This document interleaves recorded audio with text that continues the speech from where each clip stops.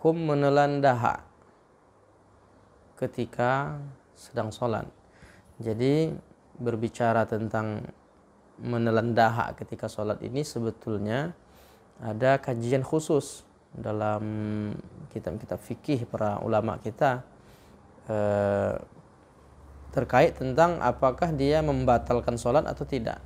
Nah, jadi bagaimana sesungguhnya hukum menelan dahak atau air liur katakan di dalam sholat? Ini para ulama kita membagi atau memberi perincian paling tidak seperti yang disebutkan oleh Imam Ahmad Al-Qalyubi. Itu dibuatlah satu definisi dulu. Apa definisi dari nukhamah? Dalam bahasa Arabnya ludah atau dahak itu nukhamah atau nukha'ah, atau bisa juga disebut bahagian dari air liur atau ludah yang dalam bahasa Arabnya busaq atau buzaq. Nah, Imam Ahmad Qalyubi mengatakan yang dimaksud nukhamah atau dahak yang kita pahami itu secara istilah dalam penjelasan para ulama. Apa istilah itu? Wahiyal fadlatul ghalizah tanzilu minad dimagh atau tas'ada minal batin. Jadi cairan kental yang turun dari otak. Pertama turun dari otak, yang kedua tas'udu minal batin, maksudnya yang keluar naik dari perut, dari otak, dari perut. Itu yang dipahami dari makna nukha'ah atau nukhamah yang bermakna dahak. Nah, bagaimana menelan dahak itu ketika kita sedang sholat? Maka Imam Ramli yang disebutkan dalam kitab Nihayatul Muhtaj memberikan penjelasannya. Apa kata beliau? Walau nazalat nukhamah min dimaghihi ila zahiril fammi. Jika turun dahak dari otak itu ke mulut, zahiril fam, wa huwa fis shalah, saat itu dia sedang salat, fabatala'aha, kemudian dia telan dahak yang sudah sampai ke mulut tadi, keluar, udah hampir keluar, dia udah sampai di dalam mulut dia, lalu dia telan, batalat salatu, maka salatnya menjadi batal. Nah, jadi ini terkait tentang menelan dahak dalam salat ini memang dijelaskan dia bisa membatalkan salat. Bagaimana Imam Nawawi dalam kitab Raudhatut Talibinnya? Imam Nawawi mengatakan au nazalat nukhamah min ra'sihi fabtala'aha 'amdan batalat salatuhu. Jika turun dahak dari kepala kemudian ia menelannya, maka salatnya pun menjadi batal. Jadi gimana kesimpulannya? Ia menelan dahak atau katakan termasuk juga yang dipahami para ulama ingus.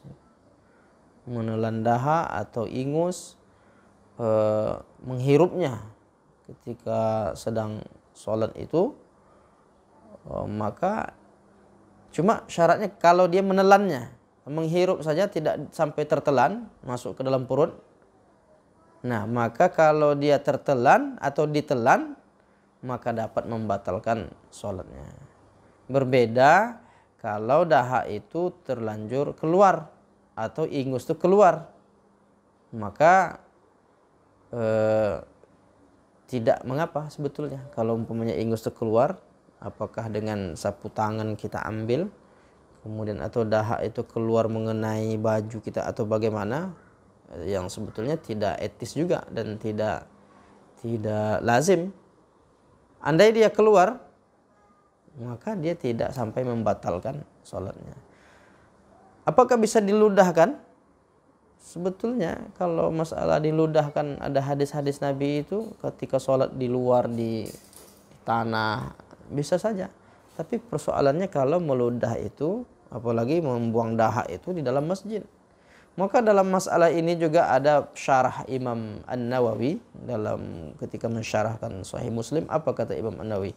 Ammal musalli fil masjid, adapun orang yang sholat dalam masjid, fala yabzuq, illa fi thawbihi, tidak boleh dia meludah, mengeluarkan ludahnya, baik dahak atau ingus atau segala macam tadi, tidak boleh dia mengeluarkannya kecuali illa fi thawbi, kecuali dia ludahkan di bajunya, pakaiannya, liqaulihi sallallahu alaihi wasallam al-buzaqu fil masjid khati'atun. Dia maksudnya karena itu ada hadis Nabi tentang bahwa boleh mengeluarkan ludah itu berdasarkan hadis Nabi tadi. Yang dalam hadis itu disebutkan bisa ke sebelah kiri atau bisa di hadapan, jangan ke sebelah kanan. Nah, atau di bawah kakimu atau di sebelah kiri, begitu dalam hadisnya. Wa an yasarihi. Begitu. Nah, kalau di luar masjid ya bisa diludahkan sebelah kiri atau di bawah sebelah kiri, di bawahnya di sebelah kiri, di bawah kakinya. Nah, jangan ke arah kiblat dan jangan pula ke sebelah kanan. Itu yang pembahasan tentang meludah ini. Kata Imam An-Nawawi, liqaulihi sallallahu alaihi wasallam al-buzaku fil masjid khati'atun. Meludah dalam masjid itu merupakan sebuah kesalahan. Jadi dilihat juga konteksnya.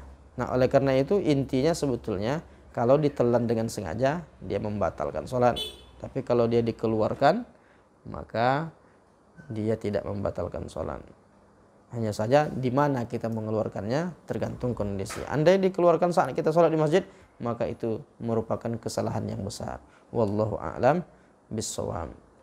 Namun andaikan persoalan sisa-sisa makanan, kalau tadi kita bicara ludah atau dahak dan lain sebagainya, ingus. Bagaimana kalau ada sisa-sisa makanan di dalam mulut kita? Nah, itu ada penjelasan dalam kitab ini. Syarah Al-Allamah Syekh Muhammad bin Qasim Al-Ghazi. Kitab yang populer, syarah dari matan Al-Ghayah wa Taqrib. Jadi Imam Al-Ghazi mengatakan di sini bahwa wal aklu wasyurbu katsirun kana al-ma'kul wal mashrubu aw qalilan illa ay yakuna asy-syakhsu fi hadhihi surah jahilan tahrim dzalik. Jadi yang dimaksud nih walladzi yubtilus shalah, di antara yang membatalkan salat adalah al-aklu wasyurbu. Makan kemudian minum, apakah itu katsiran kana al-ma'kul wal mashrubu aw qalilan, apakah makanan dan minumnya itu banyak atau makanan itu sedikit, maka yang seperti itu membatalkan sholatnya, kecuali orang yang melakukan itu tidak tahu hukumnya. Demikian, terima kasih.